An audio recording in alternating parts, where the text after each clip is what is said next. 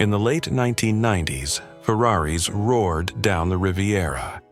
Porsches dominated the Autobahn, screaming past the competition with Teutonic precision. Supercars were a European playground, glamorous, exotic, and drenched in decades of motorsport heritage. If you weren't wearing a prancing horse or a Stuttgart crest, you weren't even invited to the party. But quietly, far from the red carpets of Monaco and the Nürburgring's twisting tarmac, something unexpected was brewing. In the alleys of Tokyo, on the highways of Osaka, and beneath the neon glow of Los Angeles street races, not loud, not flashy, but deadly in its silence.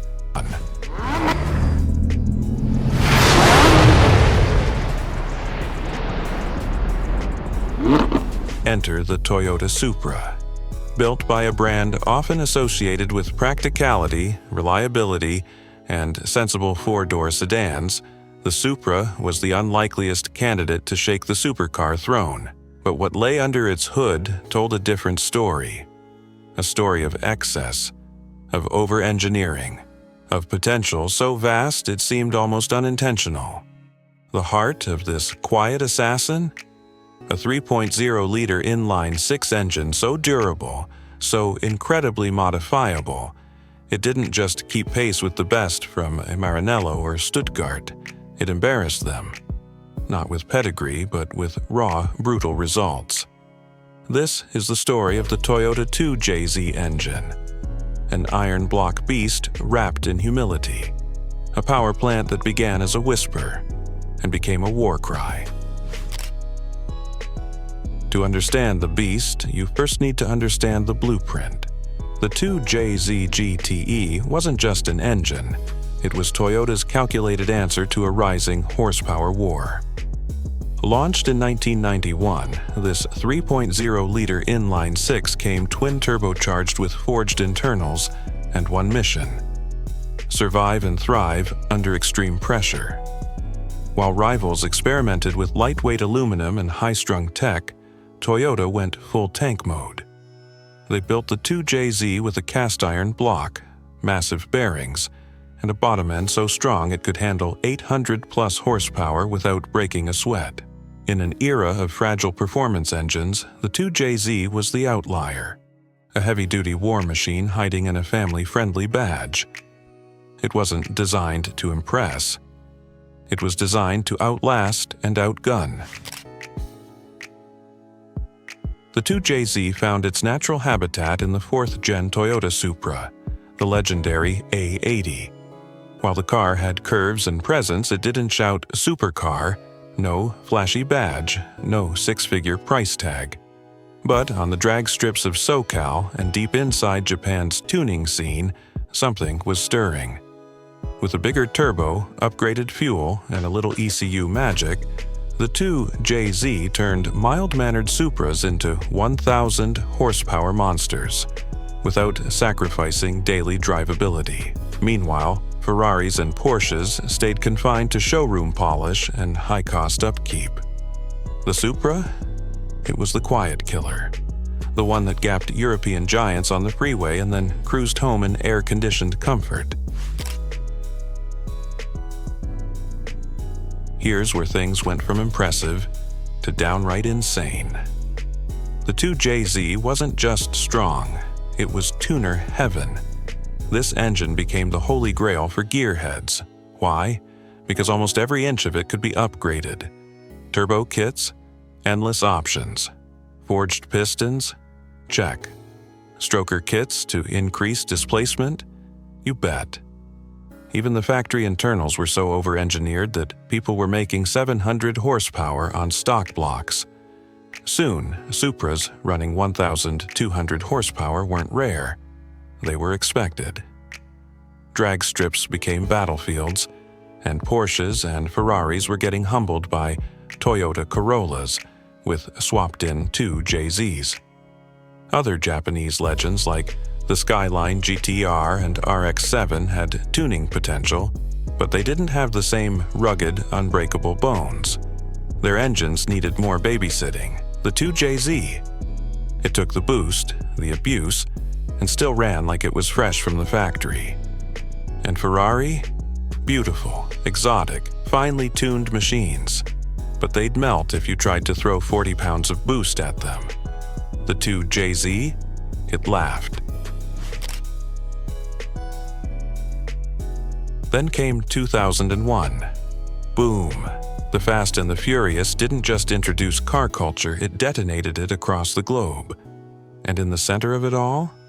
That bright orange Toyota Supra with a roaring 2JZ under the hood. When Paul Walker dusted a Ferrari in the movie, it wasn't just a cool moment, it became a symbol. A cultural reset. Kids who didn't even have driver's licenses knew the Supra.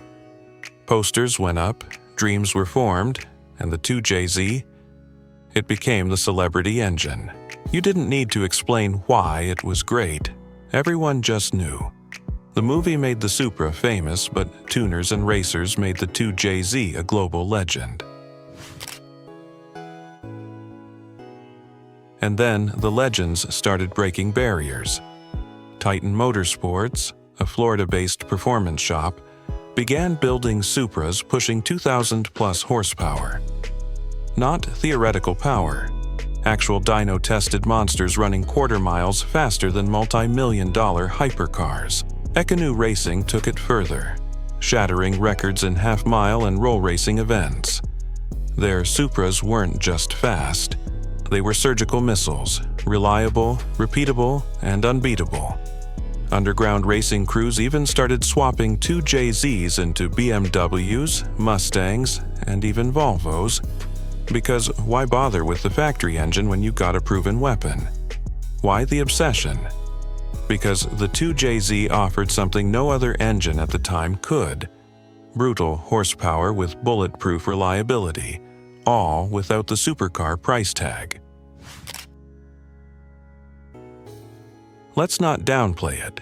Ferrari and Porsche build brilliant machines.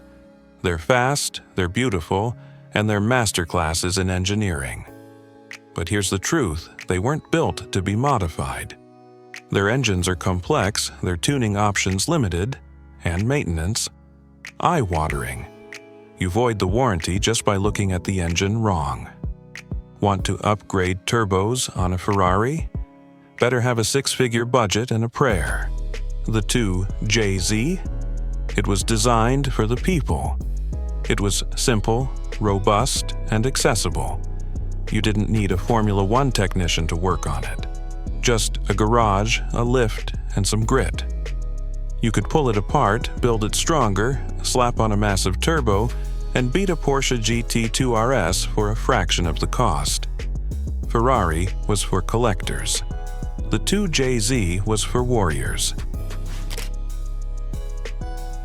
Today, the 2JZ is no longer rolling off Toyota's production lines, but in the streets, in garages, on racetracks, and in the hearts of car lovers everywhere. It's immortal. Clean Supras today fetch six-figure prices, not because they're rare, but because they represent something bigger. They represent an era where performance wasn't about branding, it was about passion.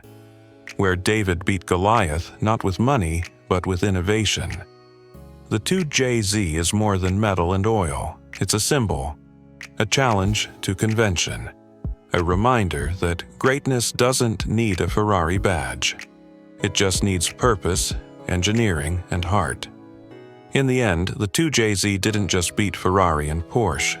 It redefined what performance could be, and it did it on its own terms. So, was the 2JZ the greatest engine ever made? Maybe. Maybe not. Depends who you ask. But what it undeniably was a legend forged in cast iron and boosted by belief. An underdog engine that defied expectation, crushed competition, and redefined what a street car could become. It was the blueprint for grassroots rebellion, born not from boardrooms in Europe, but from back-alley garages, dyno shops, and midnight drag strips. The 2JZ didn't ask for permission. It didn't care about pedigree. It was proof that engineering, when mixed with obsession, could create something that outlasts time, trends, and even its own creators. It didn't just beat Ferrari and Porsche. It exposed the limits of what luxury performance meant, because while they were perfecting refinement, Toyota accidentally built a beast. And that beast, it roared louder, climbed higher, and inspired harder than anyone ever expected. So, whether you're a Supra purist, a gearhead chasing boost, or just someone who loves a good underdog story, know this. The legacy of the 2JZ is more than just numbers on a dyno. It's a movement, a myth, a mechanical masterpiece that carved its name into history, one high RPM scream at a time. If you enjoyed this journey into the heart of Japanese horsepower, make sure to subscribe. Here on VeHistory, we dive into the machines, myths, and madness behind the world's most iconic automotive stories. Like, comment, share. And remember, the road to greatness doesn't always start in Maranello.